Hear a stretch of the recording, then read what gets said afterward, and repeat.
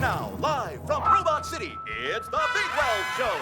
Woohoo! Oh, yeah? Uh-huh. Come on, Dad, you're missing it. I want to start this by asking you the question, why be you when you can be new? How does that make you feel? I wish I knew you were doing that before. Why be you when you can be new?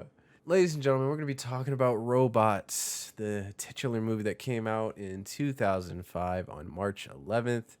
I have no idea what I was doing on that day, but I can tell you it was not watching the movie. As I recall, we watched it on DVD or something of that nature back then. Yeah. So for all I know, we could have watched this movie in like 2006 or 7, way later. Who knows? The movie grossed $260 million worldwide with a budget of $75 million, which is not too shabby. They definitely made some money off of that bad boy. So interesting note about this movie, when you go back and watch a lot of these older movies with a more keen eye, like when I was younger, I didn't pay attention to actors or anything like that. I think the only actor that I was aware of that was in the movie was Robin Williams, only because I was like, oh, that's Genie's voice. I know him. But yeah, Robin Williams is Fender. We have Ewan McGregor as Rodney Copperbottom. We have Amanda Bynes. I think she plays Piper. Jennifer Coolidge, Mel Brooks, and many, many more people. So Robots was animated by Blue Sky Studios. They were founded in 1987, distributed by 20th Century Fox, which is now known as 20th Century Studios. Now, interesting to note, I didn't know Blue Sky was around that long, like since 87. I was looking into it and I was like, well, what were they doing? Because their first film was Ice Age, and that didn't come out until 2002. So a lot of people don't know this, but Blue Sky Studios, they started out making commercials and doing VFX work on Tron. Yeah, if you don't know about Blue Sky specifically, they did movies such as Ice Age, Horton Hears a Who, the Peanuts movie, which I really like, and Rio. Those are some of their big movies. And the score was done by John Powell. And this guy has worked on a lot of my favorite movies. He's done work on Chicken Run, Shrek, The Road to El Dorado, even Agent Cody Banks, all the way to The Bourne Supremacy. How crazy is that? My favorite score that he's done was How to Train Your Dragon. I think the first movie score is amazing. It's one of the best for animated movies out there. But before we get into talking about, how we feel about the movie, right now, if you look at the Rotten Tomatoes score for this movie, it has a rating of 64% based on 184 reviews. And so I was looking into it, and it seems like the consensus of the movie, if you look it up, it says Robots delights on a visual level, but the story feels like it came off an assembly line. I gotta ask, do you agree with that notion? I mean, yes and no. Like, it is a very cookie cutter story, but being a basic story doesn't mean it's bad. Like, I feel like it's serviceable. I mean, it's a kid's movie. It's dumb fun, some pretty visuals, fun moments. Like, Okay. Yeah, when I was watching this movie, because it's been so long, I was really paying like super acute attention to things that normally I would just not even think about. So here's something interesting. What did you think of the designs of the actual robots themselves? I really liked the juxtaposition they did with them, where most of the robots you see in the main cast, they look almost like hobbled together. Like, they're not like the traditional sense of a robot, or maybe they were at the time. They give like almost like a Fallout 4 vibe, where it's like, you can see the bolts and it's more of like a function over form thing. But then you look at like Ratchet, for example, and all the execs, and then these super smooth, sleek, almost like, I don't want to say perfect, but that's kind of what, perfect, or like the idea of perfection, like robots. And that was really cool. The way that you could just visually tell if someone was at least intended to be good or bad, or be on those sides traditionally just by looking at them. Right. We're gonna talk about Ratchet too, because he's an interesting character awesome. for sure. But have you ever seen or heard of the movie Bicentennial Man? It's from the 90s. I'm not a huge movie guy. So I didn't know or look into it for sure, but the designs of the robots really feel like they were inspired by that movie. And funny enough, in that movie, Robin Williams plays a robot, and the robot, if you look up images of it, it looks very similar to a lot of the design philosophy of this movie. And since Robin Williams is in both, I wonder if that played a part in the character design. So that was something to think about there. But interesting enough, we're just gonna start with the plot and kind of go bit by bit. The movie opens up and it's in the town of it's a Rivet Town, I believe it's called, and we see Rodney's father, and this is something that I don't quite understand. But when you pay, it's like he's so excited, he's getting off of work, and he's telling everyone that he's gonna have a kid, and I couldn't help but think, I was like, so did he just find out this information today? Like, did his wife just like Amazon Prime that shit to the house like right like literally within Same day hours? delivery. Yeah, because he was unreasonably excited, and he was telling everybody as if this was breaking news. like we're getting a kid today. Yeah, like he made it seem like he just found out they conceived. I mean, obviously it's they're robots, so like, but like in the context, like, I just found out she's pregnant. Yeah, like it's like, but no, like, dude, Yeah, this delivery's been a minute. Like, come on. because I was wondering, I was like, so with the robots, do they build them to spec? Like, are they like, oh, this is what I look like, and this is what my wife looks like, so here's like a schematic of what we want our kid to look like? Because, like, he even mentions, like, we wanted a boy, right? And so it's like, it's almost like it's planned. It's like you don't Yeah. just get a kid and it's the gender that it is. It's like, oh, we wanted a boy, so we ordered a boy. That's the way it seemed, or at least it's presented to you. But there's a lot of interesting aspects of the world that I think are creative, but they also, once the moment you start thinking about them, you're like, oh, this actually doesn't make any sense, or at least they Yeah. don't really strive to make it make sense. There's one thing in particular that I wanted to call out, which is the fact that they built a baby, but they're robots, so he's not going to grow up. So you built a baby just to build a slightly older child later, just to build a slight, like it's like when you think about it like that, it's like, well, why are you building? Why not just skip to a child instead of, It's like, That is true. 'Cause, I mean, yeah, even the part where he's like, "Are those my big boy parts?" And yeah, it's I like, was why looking order at them? him. He got them, but he didn't grow into them because when Yeah, he's older, he is not. Those are not the same yeah, parts that he had when he was younger. That was like more box form shape. But another thing is later on in the movie, or I guess when he graduates, they set him up for failure because they got him like his big cousin or sister or whatever parts, and I was like, why would you do this to your child? like yeah. I would say fuck it, I'll rust. Like I don't care. I'll tank it the whole semester. Yeah, there's interesting things to the way the world works, but I like the way they try to depict the levels of classism in this world. Like Rodney's dad, he's a dishwasher. He works at this restaurant, and you would think that the robots wouldn't really need to eat, but I noticed, like, in the restaurant they're like eating knots and bolts and all this stuff, and I'm like, what does this serve exactly? Like, what? Because they're just Yeah. chewing on it. It's not like they're like taking it and like installing it or using it to repair themselves in some way. Like, I think it would make more sense if they like smelted it down in some way and then they like digested and it, like, I don't know, somehow repairs themselves or something. I wish they made that make more sense, but no, they're just chomping on nuts and bolts and stuff like So, that. I was gonna say there's a later scene where they're like using oil, almost like hot water, and but like wouldn't it make more sense for them to be like drinking oil and coolant and stuff like that, since those are things that a robot would need internally? But like the only reason I could think for them not to do that is let's not teach kids to drink like antifreeze and like motor oil. I think that's that's the only reason they probably didn't go that route. Yeah, that's interesting too. They so his dad's this dishwasher, and somehow, some way, he's bringing work home with him, and I was like, this doesn't make sense. I was like, if you robots, so I guess the robots are incapable of making machinery that isn't sentient. At least that's the vibe I got, because you have street lights that are sentient, Rodney literally creates life. He creates, his invention is not a robot that like is just there to do a function. It's an actual sentient being that he makes. So I had to ask myself, I was like, okay, so everything is like AI operated in somewhere. Everything has some sort of intelligence to it.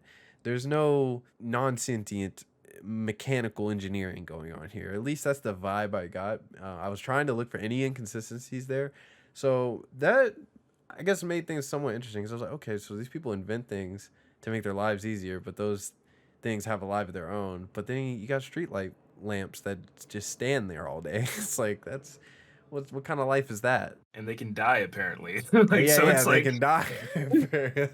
it's like what's going on? Yeah, when they had the crime like outline on the street, I was like, oh my god, this is insane. I love that his last words are "Lady, see a doctor." Yeah. So Rodney basically, he sees that his dad is, coming home from work every day, bringing work home, and he's not really having any time for anything. Also, Rodney, he wants to become an inventor. He sees Big Weld on the TV, and he gets inspired by him because Big Weld is this really larger than life guy that, loves to, invent things and bring new ideas into the world and make people's lives easier. So Rodney, he wants to be just like that. So he notices that his dad is struggling, so he decides that he's going to create a device or a robot that can help make his dad's life a little easier. And that was kind of sweet. In doing so, he ends up eventually cracking the code. But there's like one malfunction. The robot has trouble under pressure. So he brings it in, and the robot starts helping him do the dishes. And then you got the boss. He comes in and he's like, what's this thing doing in my restaurant or whatever. Stuff goes wrong, and then funnily enough, he ends up falling in this like, I think it was oil or something like that. And then the guy, he's like, he calls his son like, a hand-me-down like waste of talent or something like that, to meeting him. And then as he's getting out of the oil, he's like, get this crud off of me and serve it to the customers. I was like, what the hell? Like, this establishment is terrible from the jump. So clearly Rodney, he's like, I can't do this. This is not the life for me, nor it is for my family. I'm going to, and become a great inventor, and they'll all see, and I'll, help, make his parents' life better and things of that nature. So he leaves and goes for the big city, the Robot City. Now, the design of Robot City is pretty cool. What did you think specifically of how they design like the whole city and all the different facets of it? So there's one thing I really want to highlight, and it's like his transport system to the city. The ball that would turn to that whole I think it's called like a Rube Goldberg machine, where it's like a super complicated thing to yeah. That was really like cool and funny, but I was like, man, this is like the least practical, and like it seemed like it was like pure chance, because like there's like the whole scene where they're rolling down this huge ramp, dodging all these other but it was really cool. I love the creativity. Like it really felt like they just let their creative side fly with that. Like it was just this super outlandish. They could have just done like a train or a super fancy looking car, or like they could have done something simple, but they went out of their way to make this super crazy, outlandish, really funny like set piece, and it was really nice. And then seeing Robot City be this super sleek, super like smoothed over, shiny, metropolis, as compared to his hometown that was like the robots there kind of almost like slapped together. It was really nice. It was really cool. Yeah, you could really feel the distinct difference in the very quaint nature of his home, and then the big city life. What I really liked about it is how layered it is, because it's almost like, I mean, you see this in a lot of different forms of media, fictional worlds, where there's like an undercity, but there's like an undercity to the undercity. It's like 3 different layers almost of different city. But yeah, the transportation system is efficiently inefficient. It's actually kind of absurd that this is the way they get around, but it made for a fun sequence, so I'm not really mad at it. I also thought the police vehicles that they drive, I think the design for those was really dope looking. As soon as he gets to town, he ends up meeting Fender, this character who tries to, I guess, jiff and scam people at the train station, all the newcomers into Robot City. And through him and his family, you kind of get a better insight as to what the situation is for a lot of the not as wealthy robots. I didn't actually remember this. For some reason, I assumed or remembered them all being like what you would call blood related, even though they're robots, so it's not blood. I thought they were like all family, but Aunt Fanny, she I guess kind of takes them in, and so she just takes robots off the street that have nowhere to no place to stay into her home, and then you just kind of all commiserate there and, or whatever. So that was interesting because when you're a kid watching the movie, you don't really think about the classism. You're just thinking like, oh, like look at these rusty robots versus the super clean and new robots.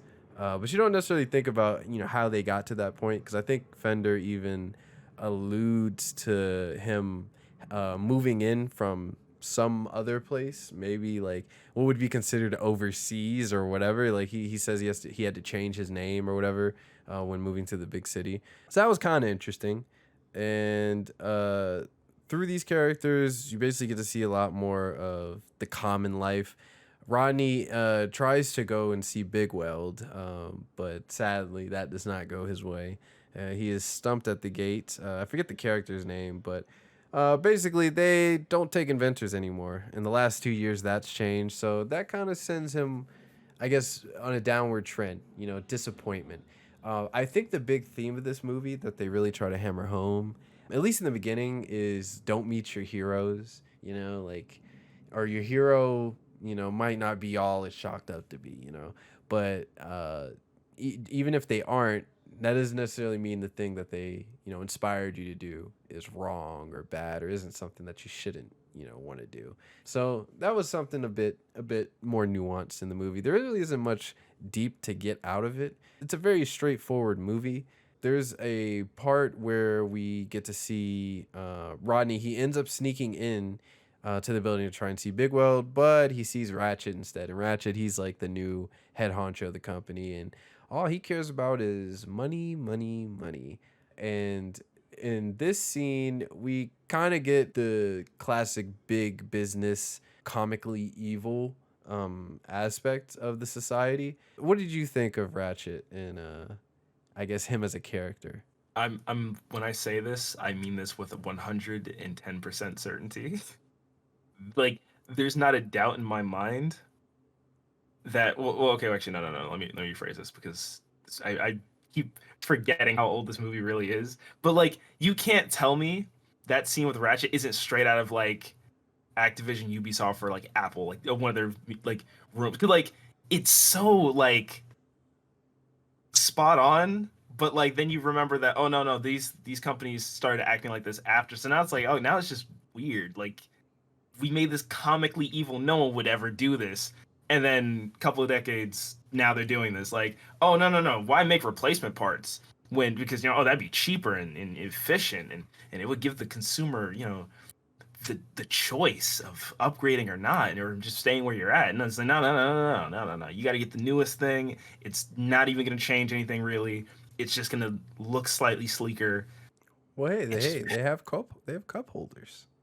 They have cup holders. That's kind of neat. And it's kind of no, but I love the scene where he's like, I think this is great, but what do you employees think? Yeah. And there's just silence, and they all just start clapping. Just, yeah, no, it's great. Yeah, no, I love it. It is so funny how whenever anyone like has a differing opinion or just interjects, he gets pissed. Especially the lady, I think her name is Cappy or something like that. But yeah, there's like a moment where everyone's like in agreement, and then she's like, well, what? And he's like, well, what? he gets pissed. There's like this you get this feeling from Ratchet that's like, how did he achieve this position of power?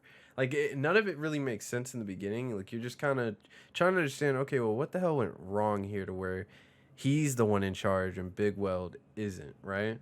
But I was gonna say one thing before we move forward is when you're talking about, oh yeah, he gets mad like the littlest thing. Like the one guy, he doesn't do anything wrong. Just he's like Ratchet's harping on Big Will and how yeah he's old fashioned. This is a charity, blah blah. Oh, and then he does the whole like where's Big Will thing, like he does the whole like pouting thing, and then the one guy just goes, well, I mean, what about the Big Will ball? He always goes to that, and he just kills him. It's like, dude, he didn't even do anything. He existed, and he just goes no. Yeah, we can't have supporters. What's interesting though is he doesn't seem to hate Big Weld. He just seems to, I guess, for whatever reason, he's just very loyal to his mother and her views, which is something I never really could understand or put two and two together. Because you get the feeling that yes, he loves his mother, but he also likes just being in charge. It seems like he doesn't make a big deal of his mother. Like he doesn't flaunt her out in front of the company. I think it's even stated that like she says like you don't like it, you don't like for anyone to see me or whatever. So there's a bit of shame there, and I guess the way his mother looks compared to him and his new fancy parts or whatever. In my head canon, I like to think that his mother, because she says that she stole those parts that he's wearing. So in my head canon, I like to think that she has been working down there and has access to all these spare parts that they're smelting down. That she, I guess, somehow got a plan to, have a son and manipulate him mentally to fit this role, give him these parts to make him look the part, and then somehow plant him in that higher up space of power. I don't know how, but somehow plant him in the position to be able to take over where Big World couldn't. And it's kind of unclear what exactly her plan is or her motive. It seems like she just wants anyone that's broke to just die. Like it doesn't really. There's no motive There's that no makes end sense. goal here. Yeah, I don't really understand what she wanted, and that goes for Ratchet too, because he seemingly loves her, but he also seemingly loves his dad, which he's strung up and is just being, I guess, hung for all his existence for some reason. We don't understand why. He doesn't seem to be against what they're doing, so it's not like he's defiant and because that they strung him up. It seems like he's like yeah, good job, son, good luck with your evil plans. It's like, what is the And it doesn't even relationship seem like- dynamic? He doesn't even seem particularly like in pain either. He's just up there, just hey, yeah, good job, man. You're doing it.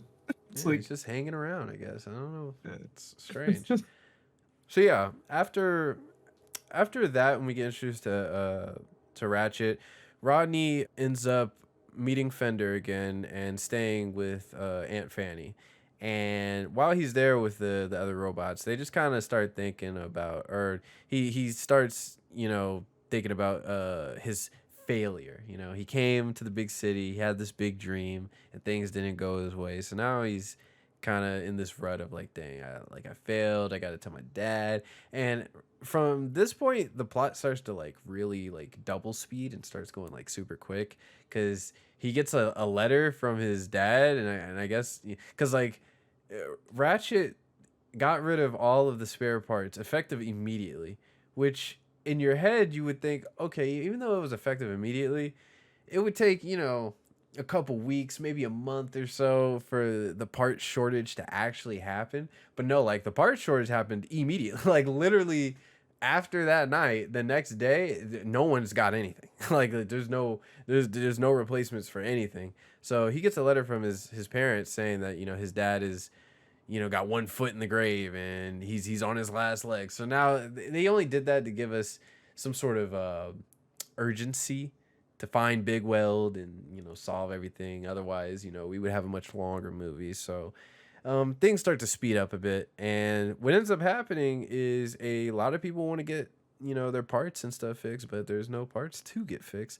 So they end up falling to Rodney because he's shown that he's capable of helping people out and fixing things, and he's kind-hearted. So there's a lot of references to things in here. There was one that I want to ask you if you, I guess, picked up on, but when I forget the character's name, but it's the blue one that's looking for voice box, and there's like a moment where he gets a Darth Vader voice and he says the Force is strong with this one. Did you like quite understand what that was referring to? Aside from it being like a Star Wars thing, no. I think that's trying to think. I know it's something Darth Vader said. I'm just trying to remember like who he Yeah, said it it to, is. like the context.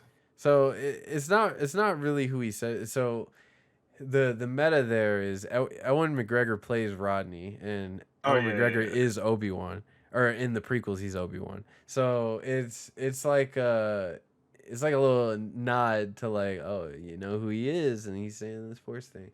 It's a little on the nose, but when I was younger, I didn't put the two and two together because I didn't even really know Ewan McGregor like that. But now that I know his name and his filmography, I was paying attention into it, and I was like, oh, okay, I finally get what that Star Wars random star, like, if you don't know that, it is the most random reference ever. Like, it makes no sense. It's just like this guy just randomly starts talking in Darth Vader voice for no reason. What I find funny about this scene is there's a guy, and he's like I need help, and then he like literally disassembles and like practically like just dies in front of him, and then everyone like and their mom is like, oh shit, we Three free parts. parts.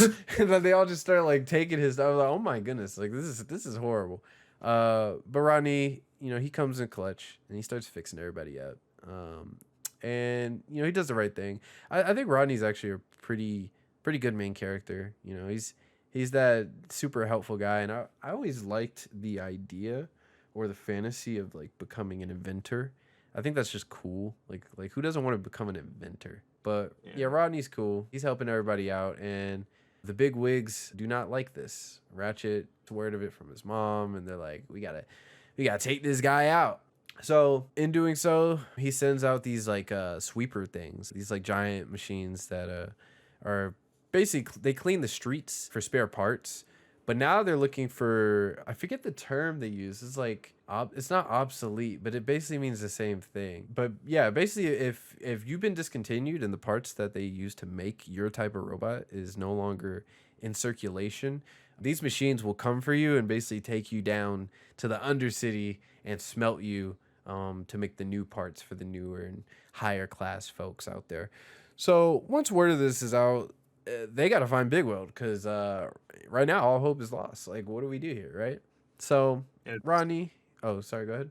no, no, like I say, like I was just thinking, like it's crazy that this movie just casually inserts mass genocide.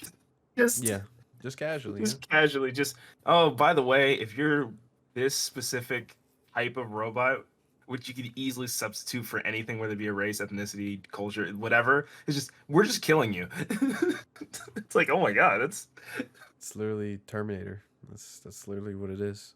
So yeah, after this happens, he ends up running into Cappy again, and they decide to go and seek out Big Weld. Actually, no, there's a part before this. They go to the party, the Big Weld ball, to see yeah. if he would be there. During this, you get this really, I guess, nice little espionage section where they have to take up disguises to sneak in. Oh, during this moment, I think is when you get, is there like a dance sequence here, or am I misremembering that was something else? I think there is between Fender and the girl. I don't know if it's like a super big like focus like dance thing, but I know like he's distracted the entire time. That's like Rodney's like, "Hey, Fender, I need Yeah, help." He the keeps doing the whole ka. He's like ka. He's like ka ka. Okay, yeah, I remember that. Okay. So, yeah, he basically gets captured, but then Cappy, she seems to take a liking to him or some sort of interest in him. So she kind of stops Ratchet, and this was really dumb. So she stops him, and then she's like, I'll handle this one or whatever. And then he's like, as she's grabbing him and taking him away, out loud, she's like, I'm saving your life, idiot. And Ratchet is like literally right there. He hears her. He's like, what the hell? like, it was like, it was so obvious. Like, he's literally within a few feet, and he hears that, and I'm like, wow, you're just an idiot. She's selling. Yeah, she takes him, and they go find Big Weld, and you get this really cool sequence, but it also doesn't make any sense with these dominoes, where it's kind of unclear the size and scale of this room. Like when they first get in there, it looks like it's endless. And then after the dominoes stuff happens, then it's like a small room again. And I was like, this is weird. Was that like and like I don't know, they're playing with reality, I guess. But yeah, they find Big Weld, and it's not what they expected. He is not about this inventing thing, which I really wish they delved into more, because they imply that the reason why he stopped was because Ratchet came in and he was making money, but his ideas weren't. I wish we saw that. Like, I think there's a whole chunk of this story that's just missing.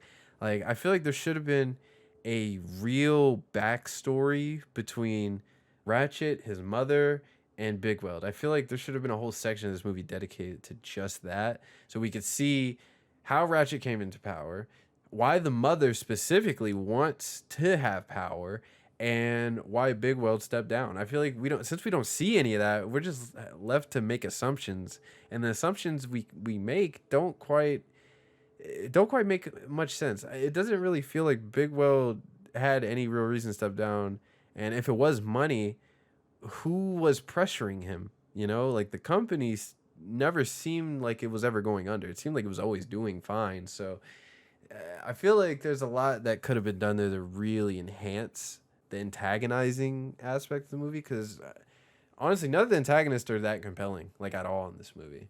Yeah, no, Yeah. absolutely not. How do you feel about Big Weld and? Oh, I 110% feel like it just felt a little too much of a change. Like they said, it only been like 2 years. So in 2 years, he went from this super optimistic, you can shine no matter what you're made of, oh, super big company helping people, to so like done, like just objecting to the idea of it. Like you said, purely because of money, but like why does everyone like seemingly not like Big Weld anymore, even though it's like it's been 2 years. You didn't give us enough of a reason to see like why this downfall would be justified. And not only that, but like you were saying earlier, how did Ratchet to become this part of the company, even if it was like a small part and he worked his way up? How did he get there? Like, there's a lot that's unexplained. They just expect you to go, well, he's the bad guy, don't worry about it. And so I mean, again, like I said, for a kids movie it works, but like the second you think about it, it's just one of those things. It's like, well, then how did it's like, Yeah, and the thing is, people loved Big Weld, and they still do. The common people do. Even the people that still were working as at the company around the table, they all seem to like Big Weld a lot actually, too. no, So yeah, you're right, they do. yeah, it's like there really was no signs of any disdain for this guy, or if there was, is I can't find him. I didn't see any reason why this guy would step down without it being forcibly taken from him, which is why I thought if they were going to do it the way they do it in the movie, they should have maybe done something where Ratchet, like, messed with his circuitry or something, or just, did something to him to make him not want to be the head of the company. Something like that would make way more sense than what we get in the actual movie. Even actually, like, even better, what they could have done is have, like, okay, so like let's say for example you go back to the first scene where we first see Ratchet, have some of the people kind of seem like, have like one or two people be like, oh yeah, Big Weld's cool, but have a bunch of people be like upset, like, oh, I can't believe he would do that, or oh, I can't blah, something like that. So plant those seeds, and then later we find out that, let's say, like, Ratchet, instead of like messing with circuitry or something, he messed with one of his designs and made it faulty, so people are getting these things they say are going to help them and all this stuff, and it makes him look like a snake oil salesman. And then that's what gets him to step down, or resign from public backlash. Ratchet takes over, stops messing with the designs. Now they work, and everyone's like, "Oh, see, he can do it." And then that's it. Like that would explain why Ratchet's the head of company. It wouldn't really explain his motivation, but it would explain how he got there. It would explain why Big Will. It would be like a pretty minor change to the story. Just add like a few lines of dialogue here and there, and then boom. Yeah, I agree. That would have made a lot more sense than what we get. Because I personally feel like once this all starts to happen, the movie just kind of starts to not be as good. I love the beginning and the setup and him getting to the city, but once he's in the city and he realizes that everything's not all it's meant to be, from then on, the movie was starting to lose me in terms of like, this is fine what we're doing here, but dang, it's like a lot of wasted potential. They could have done a lot more with the story of the actual movie. But yeah, after meeting Big Weld and realizing that it's not all it was chalked up to be. That this guy's just a shell of what he used to be. He leaves and ends up, planning on going home. But this is all like heavily rushed. He's about to get the train ticket, and then he's on the phone with his parents, literally like telling them that he's about to, come back home. And then Fender shows up, and he's like, "Oh, they got these sweepers, these new models, and they're coming to take all of us out." And then Ronnie's like, "Nah, F that. No, we're fighting. Like, we need to resist." And I'm like, where the hell did this come from? Like, this actually just came out of nowhere. And then Big Weld pulls up out of nowhere. He comes out of the cut, and he's like, yeah, I'm inspired now. And I'm just like, okay, we're doing this. This is happening very fast. It was hardly any arc. It's like, he had one conversation with Big Weld, and he was like, "Nah, I'm not doing that shit." Then the next time we see him, he's like, "Nah, I'm doing that shit." And it's like, oh, okay. All right. So everyone's all together, and they want to fight the good fight and start this, I guess, rebellion against the big tech company or whatever. And now we're pretty much in the third act. They devise a plan to just have Big Weld rush right in there and take his job back, which I thought was really cool. I prefer this idea than them just like, I guess, sieging the building and fighting. But however, we just end up fighting anyway. Big Weld, like, he bum rushes into the building, and then he's, demanding like, "Hey, like, you're fired. Give me my job back." And then Ratchet somehow just like hitting him in the head is like, he just brain deads him, I guess. So Big Weld is on dumb mode or whatever. And there's a chase sequence. They end up in the Undercity area, and here you have your big final action scene. And honestly, this whole scene, I think, goes on for a bit too long. I don't know how you felt about it, but I think it's a bit too long. Yeah, no. So there's a few scenes that were like a little weird, like with I'm forgetting her name, the girl with the I don't want to say pigtails. Is it Piper? Yeah, Piper and Cappy. Yeah. Their fight scene was like a little but like you could have completely cut the little dance sequence with Fender, because that was You like, can cut that out. You can cut the Yeah, wrestling shit out. You can cut. There's so much that can be cut out. Yeah, like there's so much that just, it's like there's so much fat. It's like if you just cut all that, just all this excess, like the whole Fender thing. That's just pop culture reference. They're like, wouldn't it be funny if he started dancing and for some reason everyone started dancing? Everyone danced with him, and then all the wrestling. Oh, wouldn't it be cool if we saw someone do some wrestling stuff? It's like, oh, hit him with a steel chair, like a RKO and shit. It's like, okay, it's like from the top rope. So it's like all this stuff. It's like, it's fine, but like it'd be fine if you picked one or the other. Like pick like a handful of scenes. That's it. There's just so, or like the scene where like they're shooting plungers at the giant sweepers, like, yeah, I guess like it's not doing anything, but sure. Yeah, there's I just feel like this conflict didn't have to be solved this way. I mean, I get it. It's a movie. It's the third act. I do think the chase scene was cool though.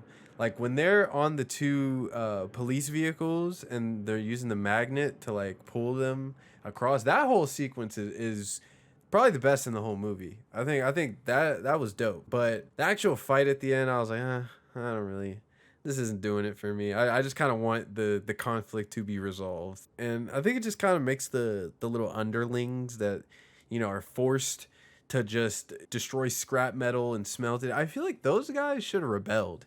I feel like they should be like, F this shit. Yeah. Like they're just mindless, like evil henchmen characters. I think it would have been cool if they rebelled and then they just turned on the mom. That would have made like a lot more sense than the mom just being incinerated by accident. Like, Oh, I was gonna say, this is one line I want to call out like before I forget it or like move past it. Big Weld's line delivery. When he's like, Aaron's like, "Oh, you think what I'm thinking?" He's like, "I sure am." And he like rams the thing and says sweepers. He goes, "This isn't what I was thinking at all." I was like, that line delivery, that was not great. Like it didn't. I don't. Maybe I'm just spoiled with modern day voice acting, but that was. I wish they took like another take or two. No, you're definitely right. There's some weird ones in this movie. There's stinkers. There are some stinkers. So yeah, the third act of this movie I'm not the biggest fan of. the mother, she ends up getting incinerated. Ratchet gets stripped of his medal, and I guess he just hangs up there with his father, and that's to their lives now. Because I don't think you see them after that. I think they literally, the last time you see them is they're both just up there. Yeah. He Yeah, goes, my so part, and it just cuts. It's like, anyway. yeah. So interesting. I guess that's his ending. And then Rodney and Co. end up helping Bigwell seize back control of the company, and they bring back the old parts, and everyone, everything kind of just goes back to normal, the status quo. But Rodney's dad, he quits his job, which is great. He doesn't have to work the old dishwashing gig anymore. He can pursue his music career, his music dream. Now, the crazy thing about this, so Rodney, in front of this whole crowd of people, he's like, Dad, now you get to live your dream and be a musician. And he's like, now play in front of everyone. I was like, what? I know you haven't done it, I don't know how long. Yeah, like, why are you pushing it down on the spot like that? That's fucked up. Yeah, and then everyone starts cooking him. Like, what's his name? I think it's Crank. He's like, man, like, is this, you call this music? And Fender's like, oh, it's a mix of jazz and funk. They call it junk. I'm like, yo, what did he do to you? Yeah, I was like, damn, that's kind of messed up. But things work out. Then we get this dance sequence because it's not an animated movie without a dance sequence. I've been thinking of making a video that just ranks all of the dance sequences at the end of these animated movies because there are so many of them. It's kind of insane. But if I had to rank this one, I would give it like a 7. I think these dance sequences are clearly like excuses for the animators to have fun and just make the characters do goofy like Fortnite emotes. End the movie. Right. Let Because me we wrap gotta this end up. happy. Dance. Yeah. And since they're all robots, the dances they do are like they're like popping and locking and doing all this crazy stuff. So yeah, after the dance sequence, the movie ends and there's no post credits or anything like that. You just kind of it's like yeah, everything's back to normal. I'm not the biggest fan of movies that kind of there's a status quo, it's disrupted, and then the movie ends with everything returning to the status quo. I kind of like it when there's a big change and there's a big overarching plot that has a drastic change by the ending. The world isn't really changed, You just assume that Big Weld is now the head, as he was before, and, sure, inventors are now allowed to invent again, but the actual world and the poverty and all this stuff, it doesn't really change from what it was before. There's still going to be the classism that's going on. So I kind of wish they kind of made a better ending. I feel like the ending is kind of whatever. Like you don't really, there's not much of a character arc. Big Weld is he's just the same that he was in the beginning of the movie. Rodney is the same that he was in the beginning of the movie. Like there's no real change with any of the characters. So it ends up just kind of ending, and you're just like, huh, it's all right. I enjoyed myself, I guess. Yeah, I think a much better ending would have been if Rodney took over the company and like let's say like Big Weld either didn't take the company back or he handed it to him saying like, hey, you're more in touch with the current people's needs and you're a really good inventor. I think you should be and take it in a new direction, and that way you can actually like solve these issues instead of just I'm back now. Yeah, and that would have made way more sense. That would have made so much more sense. Because he spends the whole movie exploring the city, meeting a bunch of different kinds of people, and seeing how bad things are for people and like helping them. That it would have made tons of sense that you take over in the end, and then now you can help them more directly. And that would have gave more of an arc. Well, kinda, because there's that line where he says, "I want to grow up to be just like you." So it's like he's kind of come full circle of like. Rodney wanted to grow up to be like Big Weld, but now Big Weld wants to grow up to be like Rodney. So it's like he inspired his inspiration. So that could have worked more if Rodney took over the company and Big Weld was, second in command, and they created a bigger, better world together. And then you kind of see the change and evolution of how everything's changed. And you see that would have been so much cooler. You see all of the robots, and they're not wearing these junky parts, but like they're still personalized, right? Like Fender still looks like how he does, but he's much more cleaner and sleek. Yeah. I think that would have been way cooler because then you really get a sense of fulfillment and his dream came true and everything, turned out great. At the end of the movie, it's like he met his hero. Did his dream necessarily come true? I don't know. We don't know if he became this inventor that changed the world. Like it just like it's more like he changed one guy's mind. That's kind of the everlasting impression that or mark that he left on the world at the end of the movie. So yeah, I think the movie ends kind of whatever. It's not really a lot that can be pulled from this movie specifically. So I gotta ask you, seeing it now, because this is one of the when we were brainstorming what movies to watch. This is one of the first ones that came to your mind. So I'm curious, like when you thought about it, how fondly did you remember it, and did it live up to those memories? So I really fondly remembered it, mainly because I think we watched it like over a dozen times, like the span of a week. Mm-hmm. And I remember like all of like almost, I don't want to say like all of his lines, but I remember like a ton of moments from Fender, I'm guessing. yeah. Now I'm forgetting his name. Jesus, oh my god, Robin Williams. I Oh remembering a yeah, bunch of yeah. his lines, and like his delivery was always really nice. Like specifically like the one line that like I like died laughing when I saw it again, and I'm like not ashamed to admit that I started like dying laughing, is like when he goes like, yeah, it used to be so much worse. There's this giant That hammer. hammer. Yeah, he goes, oh, they brought it back. Bink. It's funny because like I love the slapstick of that scene because he's like hyped that the hammer's Yeah. back, and then He goes, Rodney's "Oh, they like brought it trying, back." he's like actively trying to Yeah, get out. He's like, oh hell. Or like even when he goes like he's like, stick with me, kid. I know this city like the back of my hand. And he looks at his hand. Oh, that's new. Gets hit by the hammer, and he like his scream. It's a perfect. Like it's Yeah. almost like a Wilhelm scream, but just it's Robin Williams. It's oh my god, it's great. Yeah, I love Robin him in Williams there. snapped with this role as he Yeah, does. he was cooking. He was cooking. R.I.P. to a great legend. But no, I remember the movie very fondly. But one of the reasons was like one of the first that came to mind was because of just like really like because I'm not like a huge art and artistic like guy, at least in like the traditional sense, but the art style just sticks out to me, like the design of all the characters. I love the like the kind of slap together look, and It holds up a like lot. it's yeah, it does, it looks great still. And like finding out that Ewan Gregor is Rodney, that actually throws me off because I don't hear Obi-Wan. I know But it's like it's very different.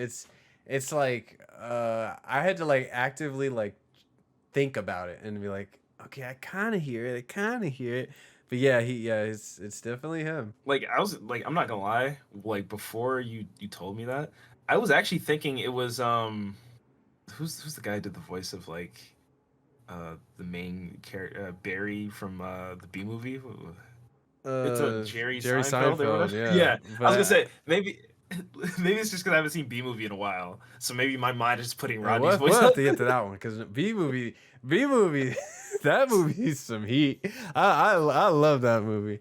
That one I could talk for a minute about B movie. Joe Swanson getting cucked by a bee Dude, is a crazy he sentence. is the best character in that movie. Like whenever we get to that He's movie, the only one making sense. he is the only one making sense. Like he should he should get a spin-off movie. They need to revisit his character because that man I don't know. I think that'll be an exciting one to touch back on. But back to this one. You said you remembered it very fondly, but watching it now, do you think it lived up to those memories and that expectation? No, and yes. So there's like all the quotable moments that I remember were still like really funny and they held up, but the story itself and some of the moments didn't. Like it relied pretty heavily on like pop culture, like moments of hey look this song, or hey look they're singing this song, or they're doing this song, or and it's like that doesn't really hold up. I mean that's like a given. If you like when you inject pop culture references into anything, like you're putting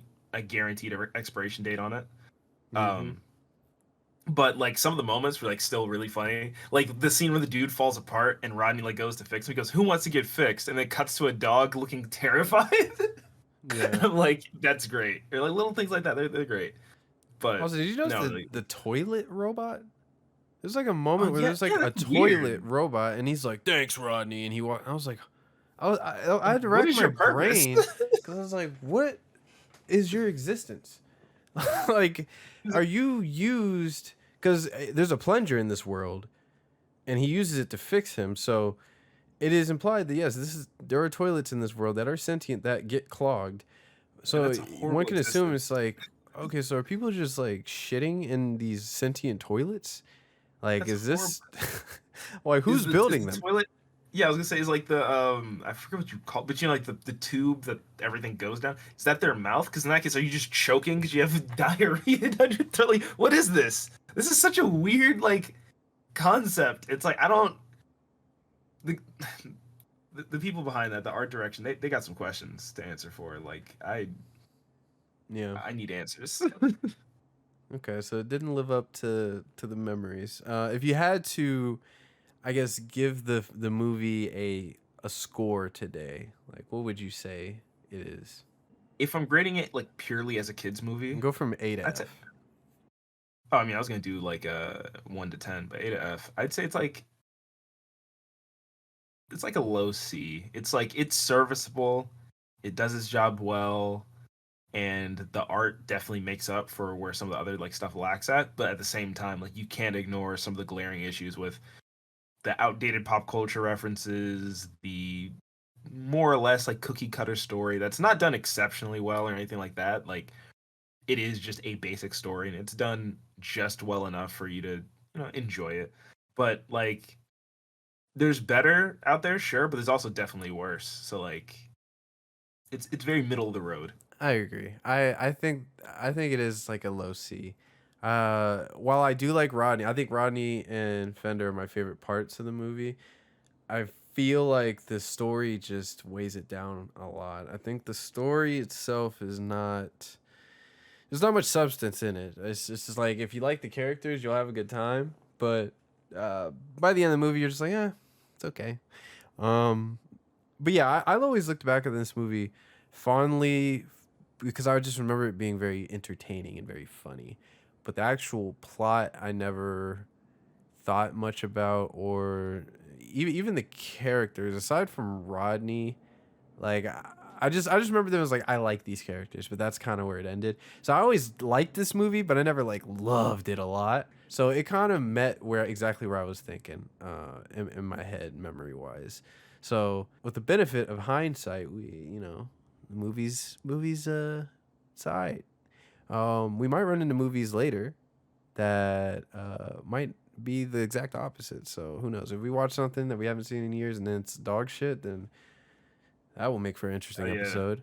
Oh yeah, no, we're Um, cooking it. yeah, you want to know a fun fact about the movie Yeah, what would that that be? I did not know about until today when I was doing some research on it? So, how do you feel about a Robots 2, about a sequel? Would you watch? Would you want to see a sequel? I don't know where they'd go with that, but I mean, I'd be intrigued. Yeah, I would give it a chance. Okay, okay. So, after the movie's release, the director Wedge and Joyce, or I think Joyce is the screenwriter. I have to fact check that later, but they expressed interest in doing a sequel. And if you go on the wiki, I don't know. So I took this directly from there. I don't know where they're getting this from, but it's here. It says, in light of the release of the Snyder Cut movement and the closure of Blue Sky Studios, a movement to release a director's cut of Robots has gained traction. So apparently there's a director's cut of some sort that has more shit. Hopefully the I don't stuff believe that that for a we don't second. think the stuff that we have issues with. Maybe there's a secret movie that fixes all those issues. I don't know. But what I don't believe is that the release of the Snyder cut made some obscure pocket of fans say, all right guys, now it's our time. Release the Robots cut. Like we need, Yeah, yeah. yes, the director's cut of Robots. I've never seen these people.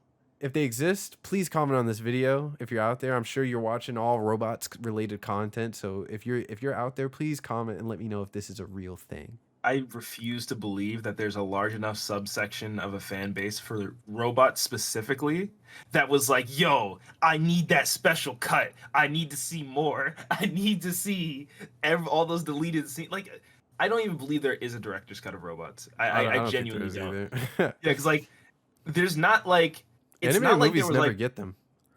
yeah, not like that, but like, it's not even like other movies where there's threads that just didn't go anywhere, and it's like, oh yeah, we had to cut it, or like, there's nothing that seems cut. It just seems like it was Underdeveloped. not super, yeah, like not super well thought out. So it's like, what do you, you know, it's like, what are you expecting? You're reaching for something that's not there. Yeah. Here's another fun fact. Have you ever heard of Aunt Fanny's tour of booty? You ever heard of No, this? what? Oh my god, what? No. So, Is that a Aunt, ride? Or like, Aunt Fanny's Tour of Booty is a 5-minute short film that was included as a bonus feature on the DVD and the Blu-ray of Robots. And it's a prequel to the film. It takes place during Fender's arrival at Robot City. In the short, Aunt Fanny gives a tour of Robot City train station to a motley collection of robots, including Fender, Pinwheeler, Zinc, Tammy, Hacky, and an old ladybot. I didn't know this existed until after we watched the movie. So I might have to do some research and go and find this. But for those of you out there that didn't know, if you want more robots, here you go. There's Aunt Fanny's Tour of Booty. So yeah, no, that's out there. that's a horrible title. I'm sorry. Like, I get what they're doing, like Tour of Duty, Tour of Booty, haha. But like, just don't call it that. I don't like that title. It's Hey man, just trying to get them kids in, get the kids interested. yeah, kids would be deterred from that. Like, ew, booty. Like, that's what young kids Nah, would they do. think that's just funny. Just booty. Like, nah. Yeah, there's way too many ass jokes in this movie. Yeah, like when he first meets her, she's like rubbing him against the wall. Like, yo, what? Yeah. So yeah, that was Robots, the 2005 film. Next week we're gonna be talking Spider-Man, and the week after that we got to put together something Halloween related because that will be the Halloween episode. So if you have any ideas, feel free to comment those down below, and yeah, if you have any ideas as well, Bryce, just shoot them my way. I was thinking we could do Monster House. That is an idea that we could do. But if you have some other idea for something Halloween theme, we will brainstorm that, and then hopefully next week when we do Spider-Man, we'll have the idea chosen so we could let y'all know what that's gonna be. But yeah, that wraps up this episode. We're gonna sign off. Hey, I'm Bryce. Yeah, no, I don't really have anything, so no, there's no place to find me. But I thank you all for listening, and thanks for having me on the show. Thank you for giving me the opportunity. Of course, man. Of course. So yeah, my closing statement is you all know where you can find me, here where you are right now, and on my main channel, Awkwardly Animated. And yeah, just remember, you can shine no matter what you're made of.